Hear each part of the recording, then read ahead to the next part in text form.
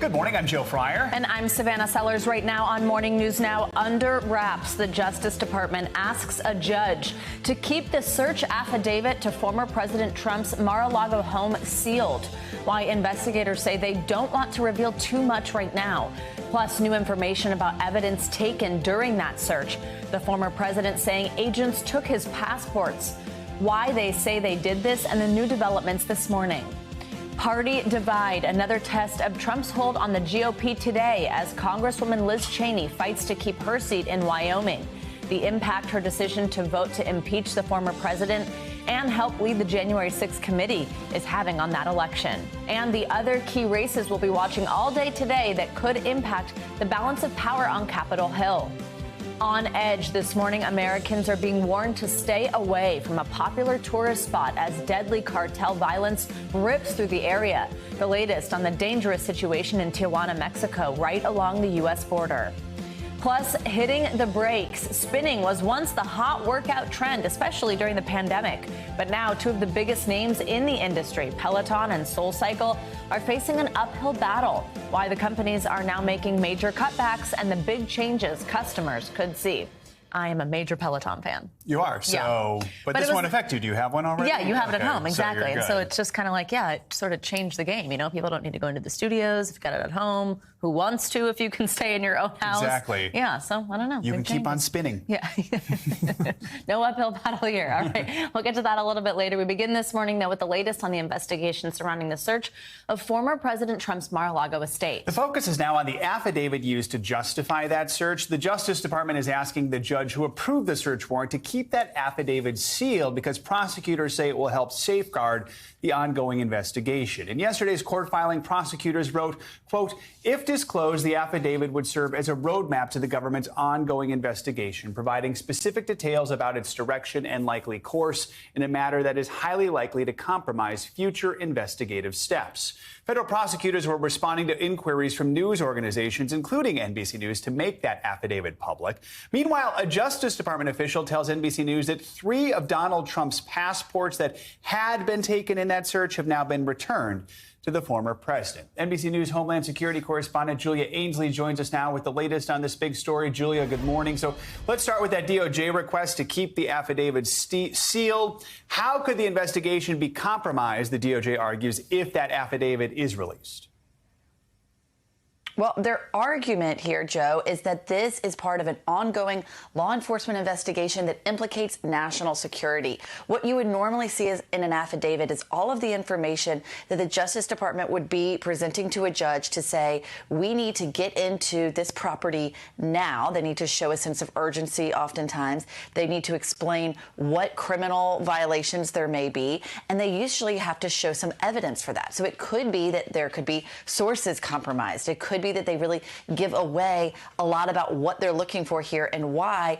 And perhaps they think that if they give that away, then they could compromise sources who have been cooperating, or there could be something that could be done on the Trump end to obfuscate their inquiry here so that they couldn't get more information. But I think what it indicates to us is that there's more to see here and there's more to come, more investigative steps, and they think that unsealing that would compromise this. We also have to underline the national security implications, that it's not just about the Presidential Records Act and what the president didn't hand over to the National Archives. There may be something here that they're looking for that they think preserving these documents is critical to national security. So, Julia, the Justice Department late last week already made some documents related to the search public, offering some transparency about what is an unprecedented search of a former president's home. But they don't want to release the affidavit, arguing that would jeopardize the investigation. So what's the DOJ's goal behind this approach right now?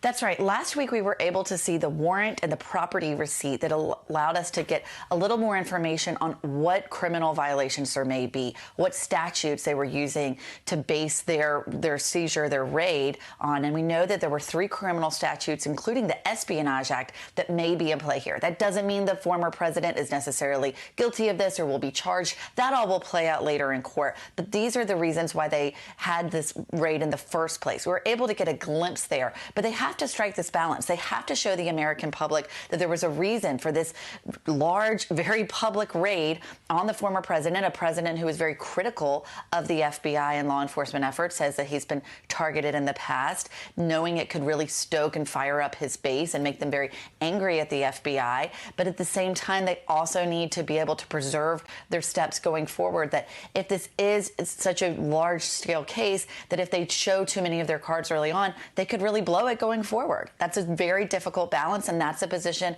the FBI and the Justice Department finds themselves in now. Julia, I also want to ask you about Trump's passports. What else do we know about the passports that were seized in the search and that have now been returned?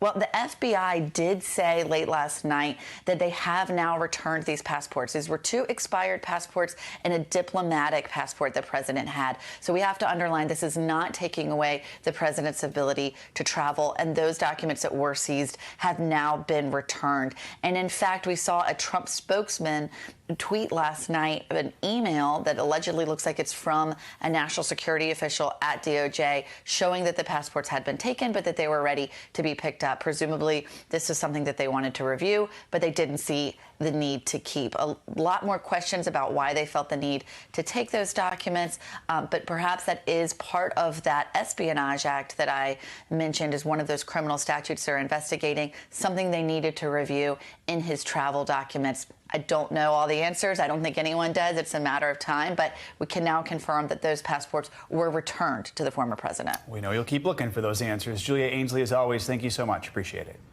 Now let's focus on Georgia, where this morning there are new developments in that state's criminal investigation into possible 2020 election interference.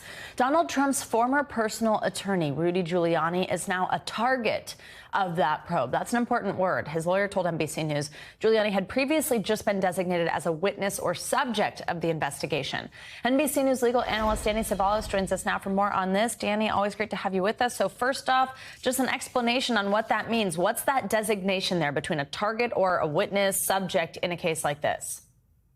There are generally 3 levels of a person testifying before a grand jury that DOJ uses, and so do state authorities as well. It is a target, a subject, and a witness. The witness is the lowest end of the spectrum, and a witness is just somebody who may have information relating to a crime.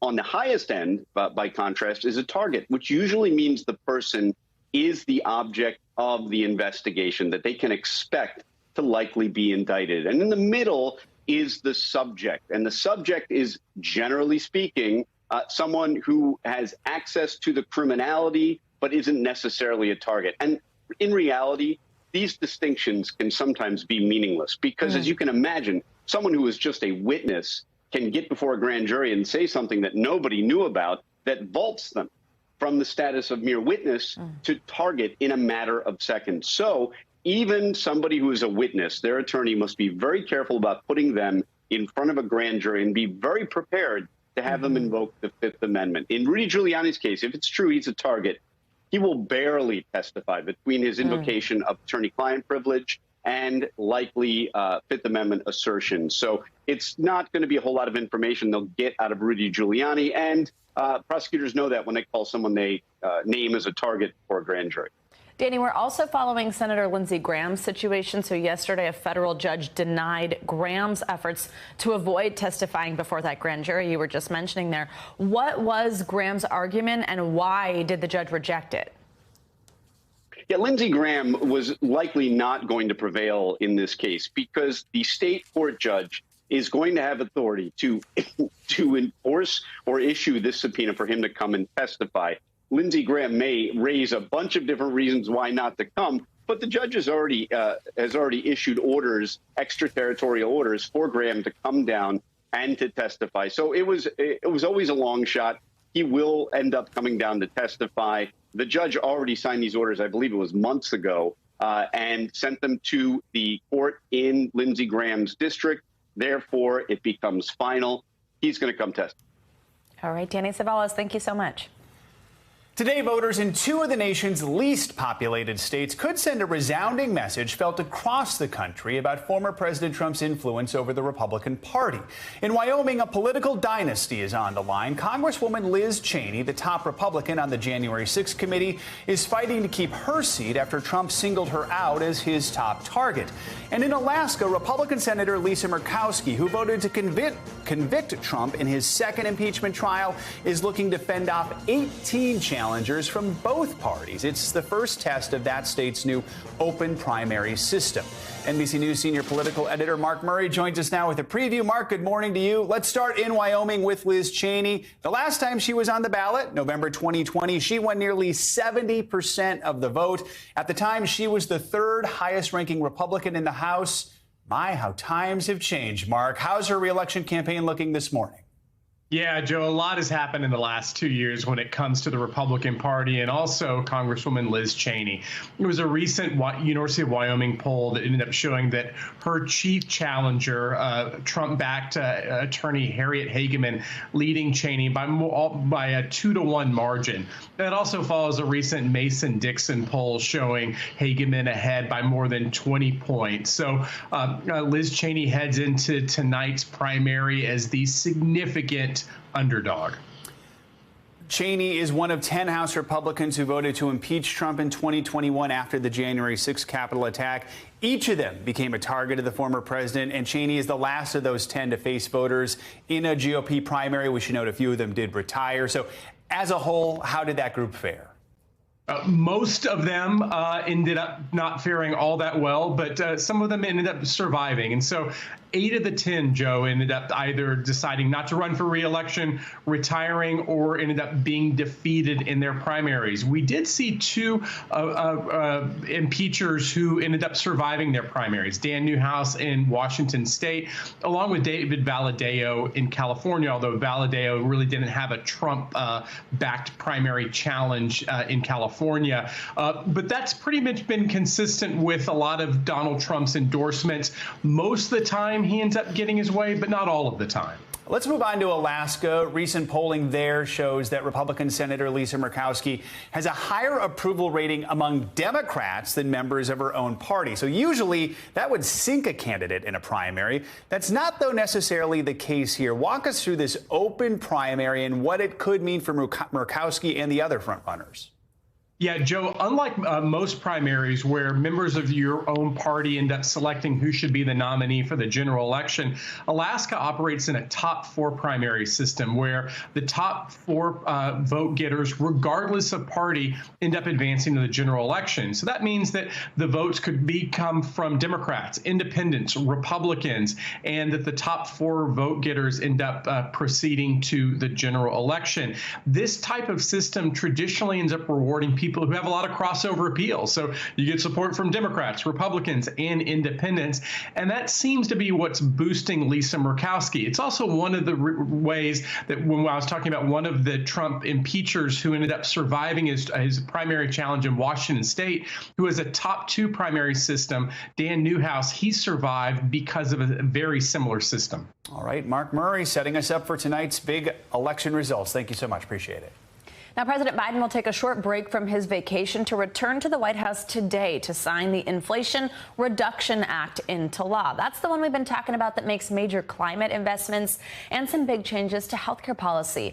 NBC News correspondent Maura Barrett joins us now from Johns Island in South Carolina with the latest. Maura, good morning. So, this bill represents a large portion of the domestic agenda President Biden ran on in 2020. Climate, healthcare, as I just mentioned, among other things. Now, given the backdrop of all the challenges that the president has faced, put into context just how significant getting this particular legislation over the finish line is.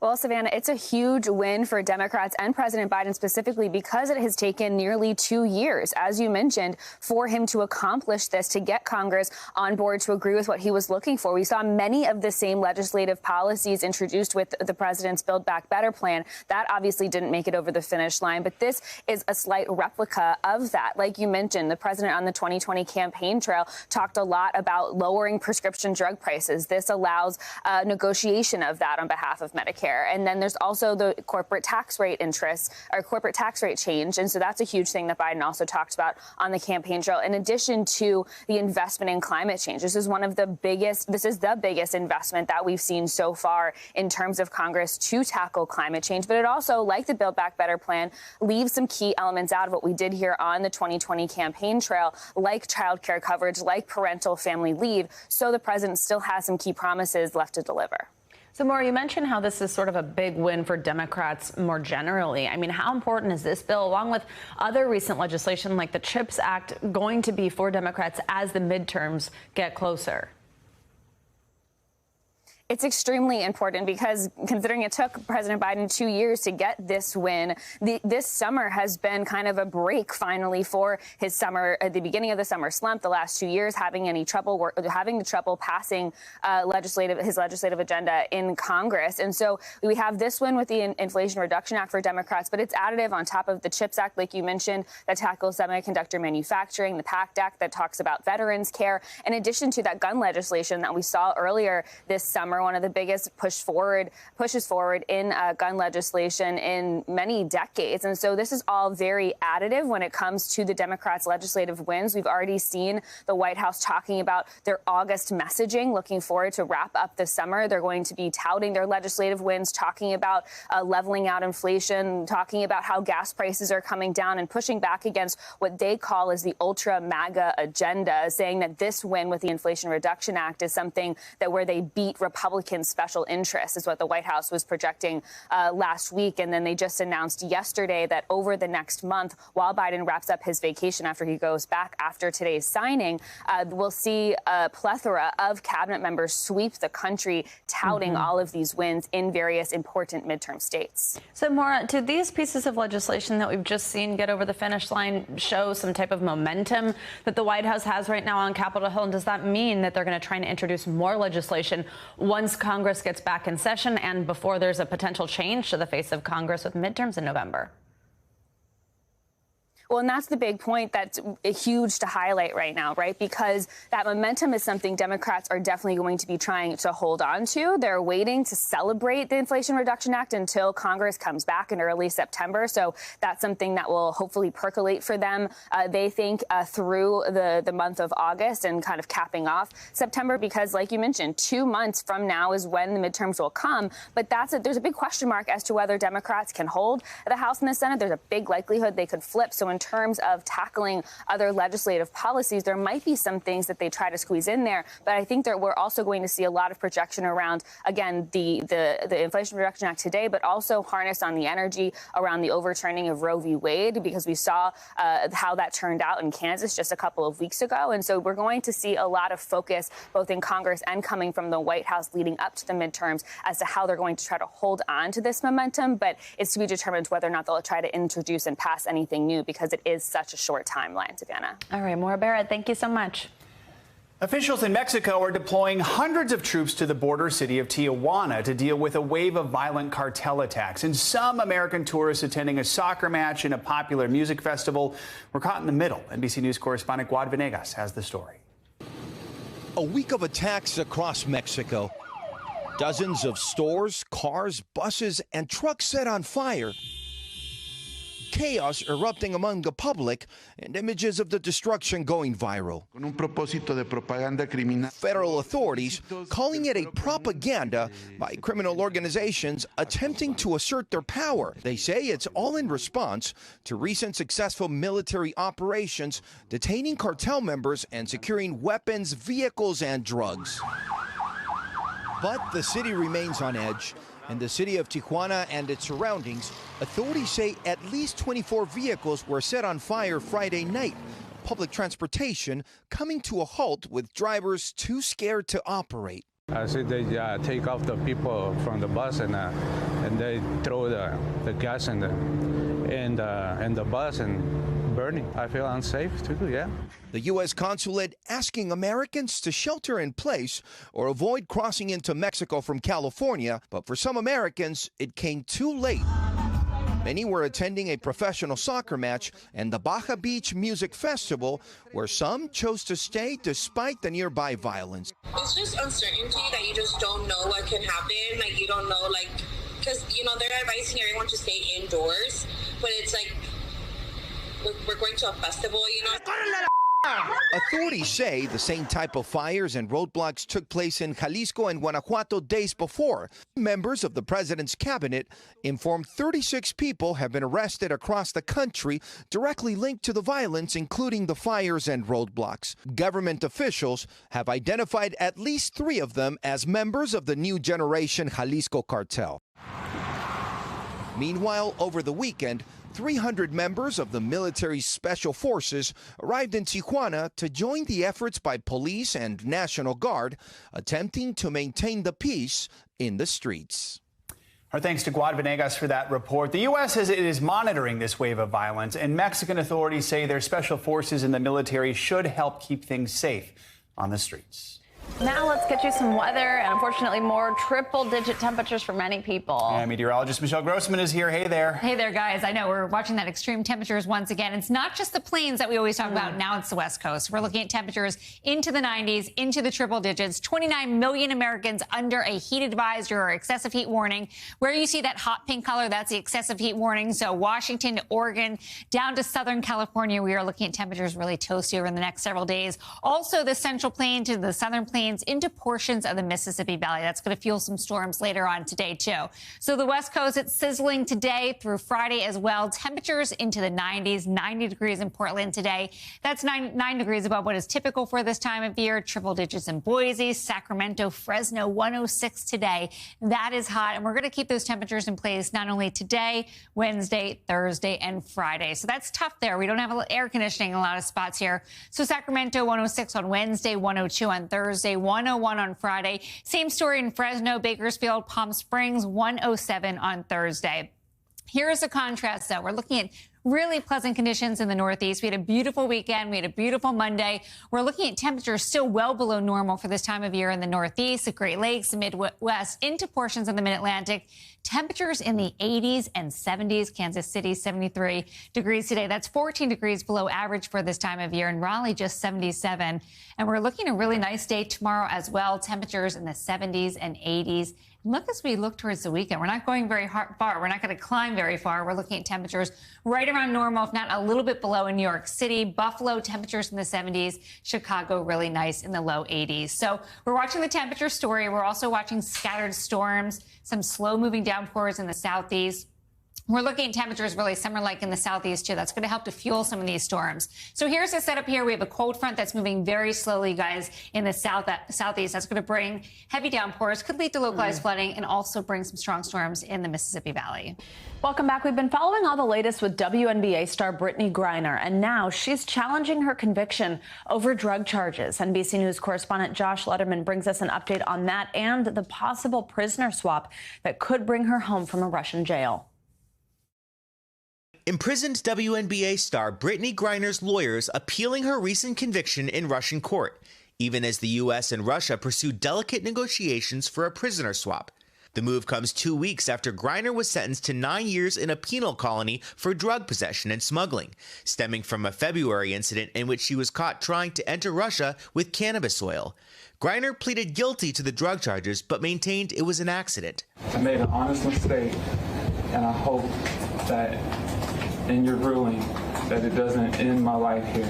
Griner's appeal could take months, and Russian officials have suggested Griner wouldn't be released until the full legal process plays out. The State Department saying there's no reason her appeal should delay a deal to bring her home. No elements of this trial changes our judgment that Brittany Griner is being wrongfully detained and should be released immediately. We are in communication with the Russians. Former State Department official Joel Rubin says the appeal will continue applying pressure on Russia, but that the final decision is still in the Russian president's hands. That for Vladimir Putin, the question will be, when does he find it in his maximum political interest to let her go? When does he need to make the trade? When does he need to get a bump back at home for propaganda purposes?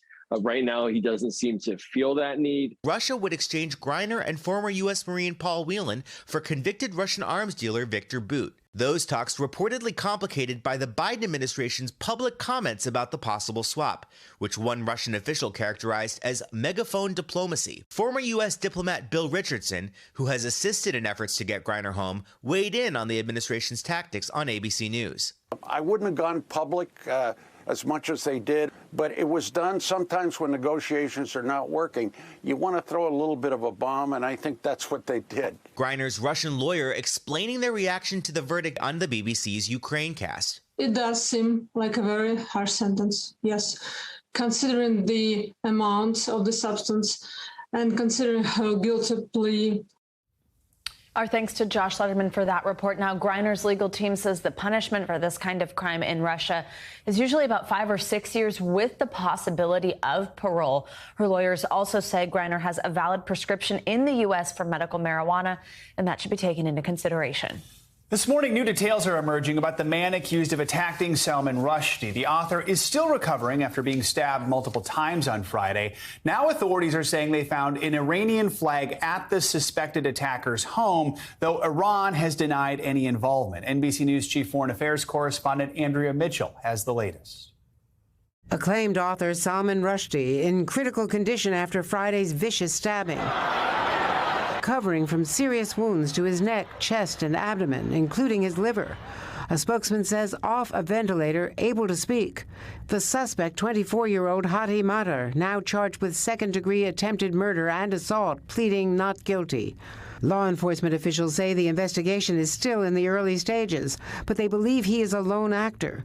Authorities say an Iranian flag was found at his home, along with pictures of Qasem Soleimani, the Iranian military leader the U.S. killed in 2020, on his computer.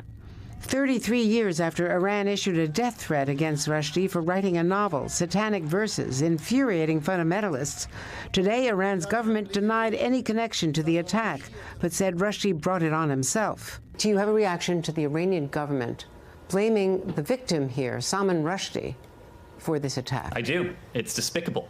It's disgusting. We condemn it.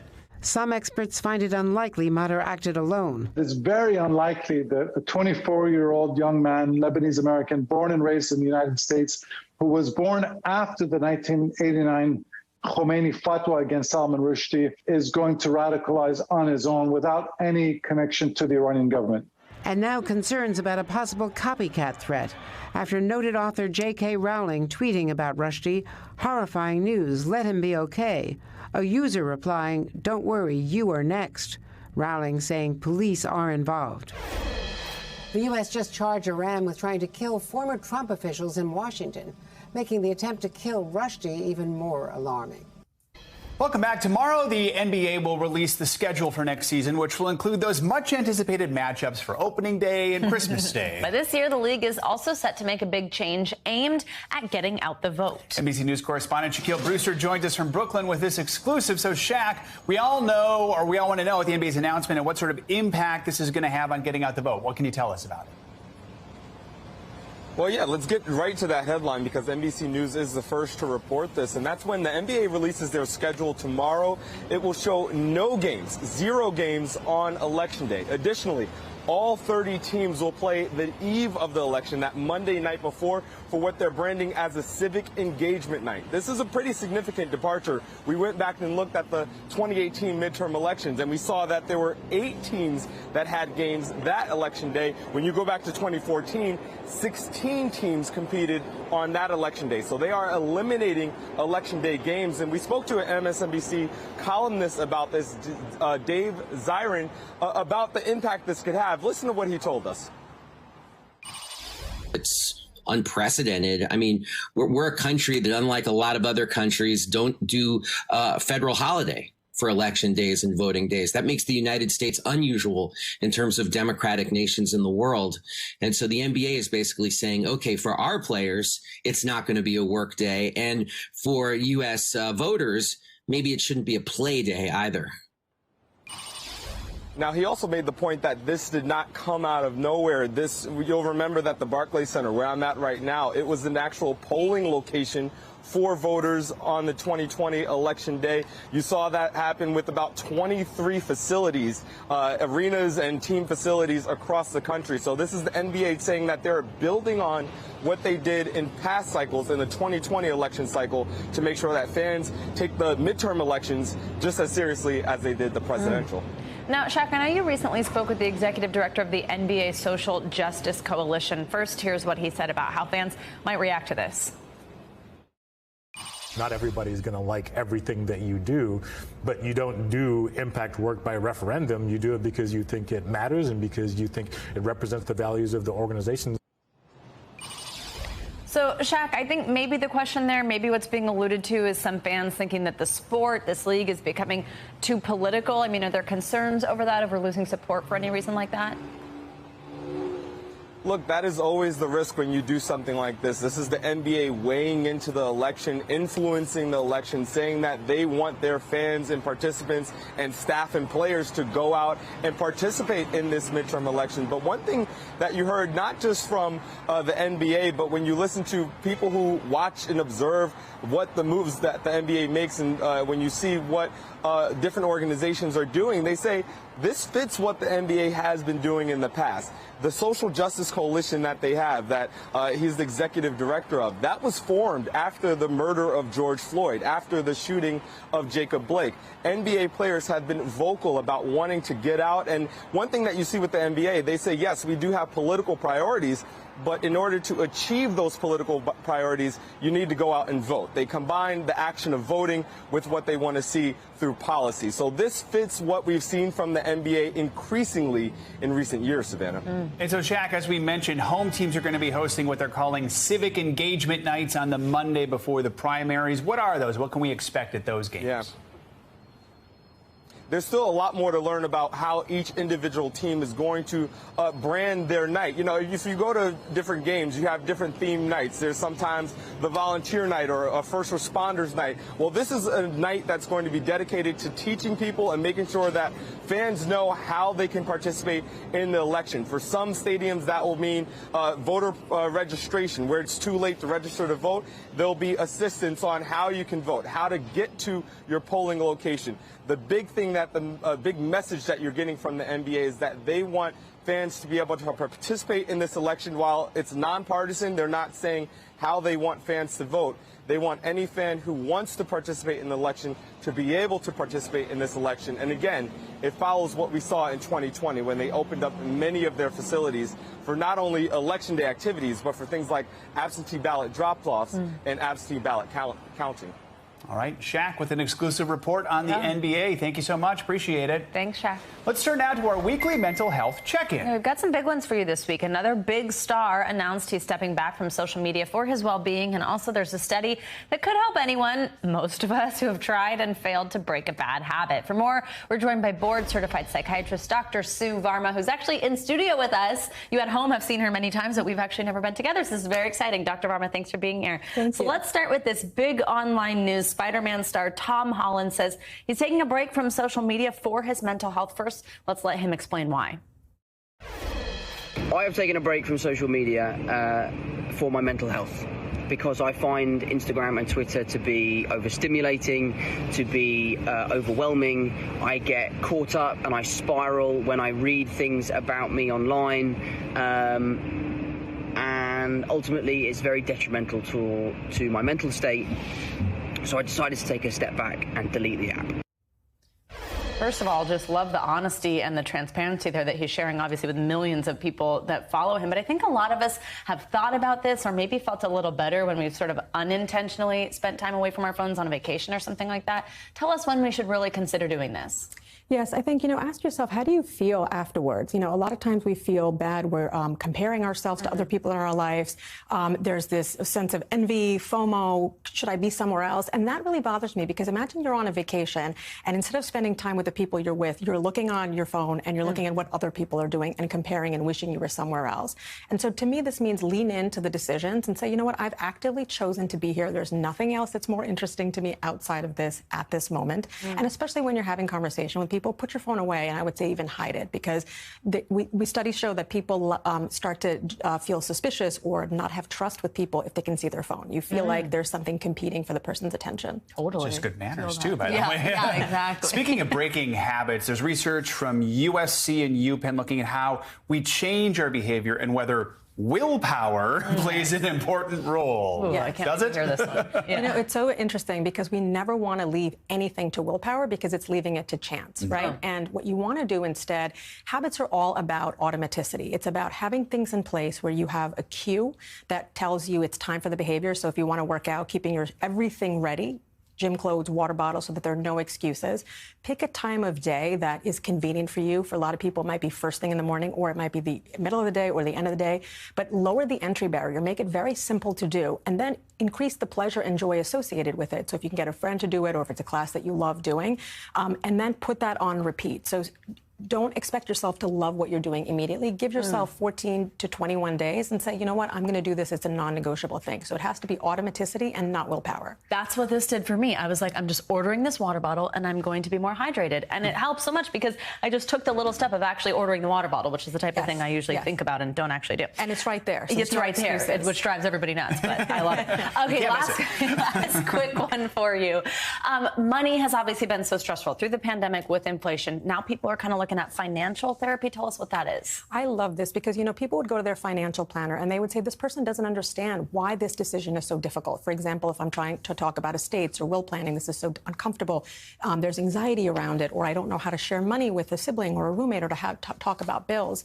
So if we can arm people who are financial planners with a little bit more of the emotional part of it, and if we can arm therapists with a little bit more of the financial aspect of it, and their course is now 3 to 6 months long, financial associations offer this, that you can get certified and you can give people a little bit more of the financial and the emotional side of it. That is very smart. Yeah, it is. Dr. Sue Varma, so great to have you with us. Thank you, Dr.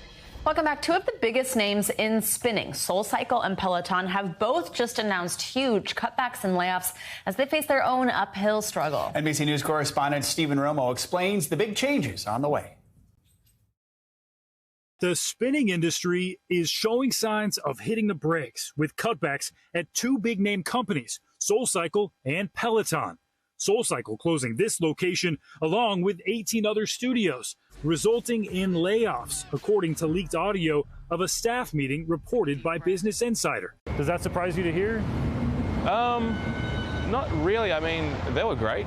But we only had like 5 or 6 people in the class. NBC News has not been able to independently confirm that announcement, and SoulCycle did not respond to our request for comment.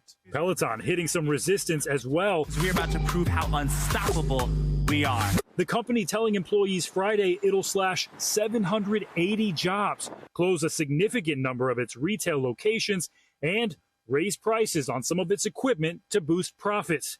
Peloton didn't say how many of its 86 retail stores would close, but did say the aggressive reduction would start next year. CEO Barry McCarthy writing in a memo to employees Friday, these changes are essential if Peloton is ever going to become cash flow positive. Peloton was riding high in December 2020 when it hit $162 a share. But since that pandemic high, it's been downhill, sitting around $14. I feel like this happens every few months for Peloton. Trends and habits continue to change, with many users hopping off as their COVID-19 fears ease and they feel safer with in-person workouts. I do think classes are coming back because a lot of fitness is about, at least for me, the communal experience. You can't really do that, on a screen in your home. But some customers are still ride or die. It's nice to be able to do it at home and then you're done within 30 minutes and you can fit it in between calls. You have to deal with that. I have kids, so that's another thing that I have to balance. Others say a stationary bike can only take them so far. Cycling can get old if you want more variety in your workout. And it's not for lack of marketing. Peloton laying it all out in this shocking commercial last month in an attempt to attract skeptics who want a full body workout. Sure, they're famous for their amazing equipment, but the app gets me motivated to do lots of different workouts. SoulCycle staying in the race, running a program offering 47 in-studio classes for people who traded in their Peloton bike. But at $38 a class for in-person workouts, some people say at the end of the day, the price tag is what's holding them back. I, have a set of weights in my own home and YouTube is free. Our thanks to Stephen Romo for that report. Peloton just introduced a rental program where customers can rent a bike and memberships for $89 a month. This is an attempt to attract riders who may not be willing to shell out thousands up front. The program just recently launched, so it's too early to know if it will actually boost ridership. Let's see. All right, let's stay on some financial headlines. And today there are concerns that Wall Street could see some losses after yesterday's gains. CNBC's Bertha Coombs joins us with that and more money news. Good morning, Bertha. Hey, good morning, guys. Right now, it looks like we're going to have a flat open, just slightly in the red after the markets turned around yesterday. This time yesterday, they looked bad, and they closed up about 0.5%. The Dow closing higher for the fourth straight session. Oil prices, meantime, this morning are lower. That always helps the markets, with U.S. crude trading below $90 a barrel at one point overnight. That's the lowest level since before Russia invaded Ukraine in February. Concern is that the global economy is slowing. We saw some soft data come out of China. This morning, we're going to get reports on housing starts and industrial production. And so far, we've gotten some pretty good earnings from Walmart and Home Depot, both better than expected. Investors are going to be listening for comments on the impact of inflation. Walmart says they've seen a lot of shoppers trading down to lower, generic goods in order to make ends meet. Meantime, Dodge says it's going to discontinue the gas-powered Charger and Challenger muscle cars at the end of next year as it shifts to electric vehicles. The models have been stalwarts for Dodge since being resurrected in the mid to late 2000s, but they've also been an emissions and fuel economy problem for Dodge's parent company Stellantis. Dodge's CEO has hinted that the Charger and Challenger names could be used for future electric vehicles, including an electric muscle car in 2024. And Uber Eats is teaming up with Office Depot to deliver office and school supplies. Uber Eats customers can now place orders from 900 Office Depot and Office Max locations nationwide. If you're a member of Uber's monthly subscription service, Uber One, you can get special benefits like free delivery and a 5% discount on all orders over $15. But I don't know about you guys. I was such a nerd. I loved back to school shopping. There you Picking go. out, those Loved. pens Oh my gosh. and your new notebook. Except for when my parents would always make me get the Rolly backpack. Oh. Yeah. Okay. Okay, Bertha, thank you so Bertha. much. To save your back. Yeah, exactly. Okay, there you go.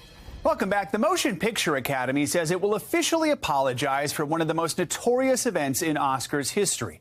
In 1973, Marlon Brando asked activist Sachin Littlefeather to take the stage to decline his Best Actor award for The Godfather. It was a protest over the depiction of Native Americans in the entertainment industry. That night, and for years after, she faced backlash for her impassioned speech at the ceremony. Well, now former Academy President David Rubin has written to her, calling the abuse she endured, quote, unwarranted and unjustified. Littlefeather has been invited to be the guest of honor at an evening of healing and Indigenous celebration hosted by the Academy Museum next month, something that, as many people point out, is long overdue. So, Long overdue and great to see. And of course, she totally deserves to be the guest of honor. All right. Thank you, Joe.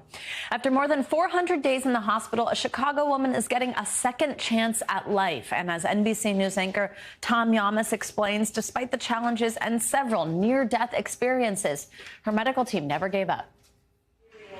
In May of 2020, Chicago Southside resident Colette Hurd rushed to the ER after feeling short of breath.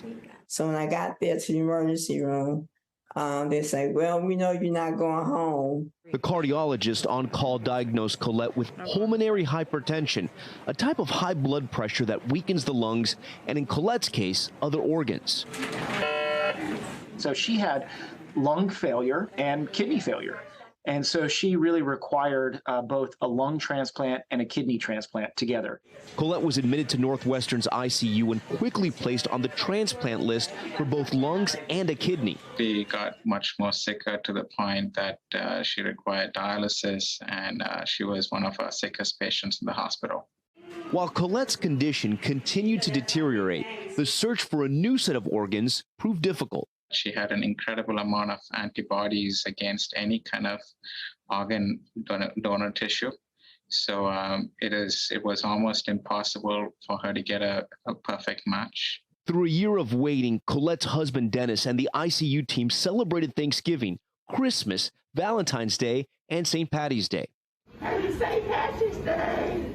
A lot of days, I didn't have anybody to talk to. So they would talk to me, and then we just established a relationship. All part of a 422-day stay in the hospital. But even with all of those efforts to remain positive, we had to take a major risk in her situation because she almost died on us multiple times, and she was getting to the point that she couldn't wait any longer.